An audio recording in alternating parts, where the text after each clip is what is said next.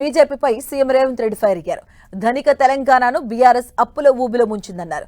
తవ్విన కొద్దీ అప్పులు తప్పులు బయటపడ్డాయన్న సీఎం ప్రజలు అన్నీ గమనించే కేసీఆర్ ను ఫామ్ హౌస్ లోనే కట్టేశారని అన్నారు. కేంద్రంలోని బీజేపీ ఏ ఒక్క హామీ నెరవేర్చలేదన్న రేవంత్ మోదీ తెలంగాణలో కేవలం కిషన్ రెడ్డి, బండి సంజయ్ ఇద్దరికే ఉద్యోగాలు ఇచ్చారంటూ పేర్కొన్నారు. మా రైతు సోదరులు కష్టపడి రక్తాన్ని చెమటగా మార్చి పండించిన ఒడ్లు కాళేశ్వరం నీళ్లతో పండించారని కథలు చెప్తావు కదా చంద్రశేఖరరావు గారు. ఈ కాశీ మజిలీ కథలు ఎన్ని రోజులు చెప్తారు మీరు? ఎన్నిసార్లు మోసం చేస్తారు?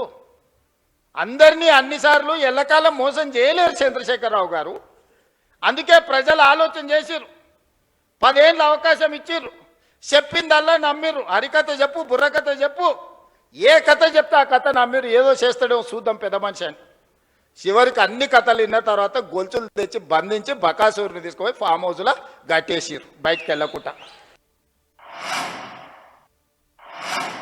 హార్టికల్చర్, అగ్రికల్చర్, ప్రాన్ కల్చర్ అన్ని కల్చర్లను సర్వనాశనం చేసాడు. ఓన్లీ తాగుడు కల్చర్ తెచ్చిపెట్టాడు మనకు.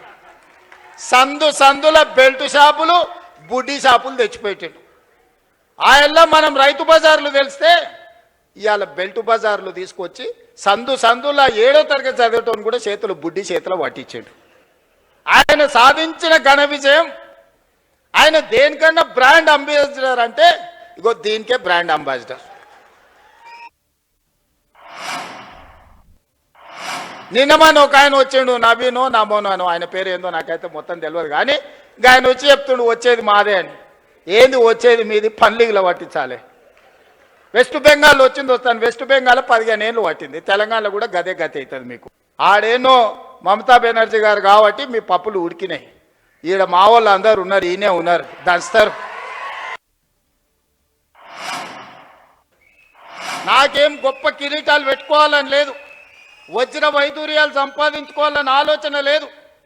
ఈ పిల్లగాడు ఏదన్నా ఉంటే ఉన్నది ఉన్నట్టు కుండ బలగొట్టినట్టు చెప్తాడని మీరు అనుకుంటే చాలే. పదవి ఎంతకాలం ఉంటే ఉంటుంది, పోతే పోతుంది. పదవి ఎవరికి శాశ్వతం? ఇందిరమ్మకే శాశ్వతం కాలే. ఇందిరమ్మకే పదవి శాశ్వతం కాలే.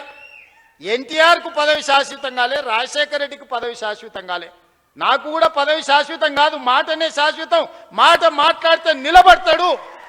మాట కోసం ఎంతకైనా నిలబడతాడు అనే పేరు కోసమే ఈ ప్రయత్నం అంతా. అబద్ధాల పునాదుల మీద ఈ ప్రభుత్వాన్ని నడపను. మీకు అబద్ధాలు చెప్పి మిమ్మల్ని నమ్మించే ప్రయత్నం చేయను.